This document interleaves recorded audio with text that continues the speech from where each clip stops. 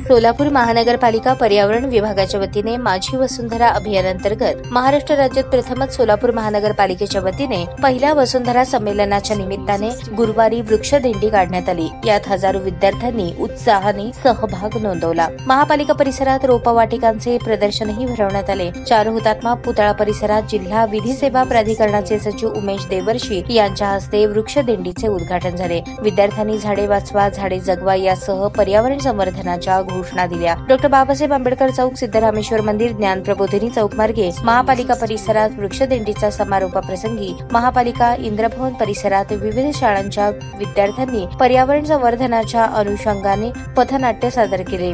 या वृक्षदिंडीत सोलापूर शहरातील खासगी आणि महानगरपालिकेच्या शाळांचे विद्यार्थी मोठ्या संख्येने उपस्थित होते। महापालिका आयुक्त शीतल तेली उगले यांच्या हस्ते रोपवाटिकांच्या प्रदर्शनाचे उद्घाटन करण्यात आले। या रोपवाटिकांच्या प्रदर्शनामध्ये तुळस, सब्जा, कापूर तुळस, वैजयंती, मारवा यासह इतर आयुर्वेदिक रोपे पाहण्यास उपलब्ध करून देण्यात आली आहेत। यावेळी उपायुक्त आशिष लोकरे, मुख्य लेखापाल रुपाली कोळी, सहाय्यक आयुक्त शशिकांत भोसले, सहाय्यक आयुक्त ज्योती भगत, सहाय्यक आयुक्त गिरीश पंडित, उद्यान विभागाचे अधीक्षक किरण जगदाळे, पर्यावरण विभागाचे अधिकारी अक्षय मोरे, स्वप्नील सोलनकर, शहर अभियान व्यवस्थापक समीर मुलाणी यांच्यासह पर्यावरण क्षेत्रातील विविध संस्थांचे पदाधिकारी उपस्थित होते।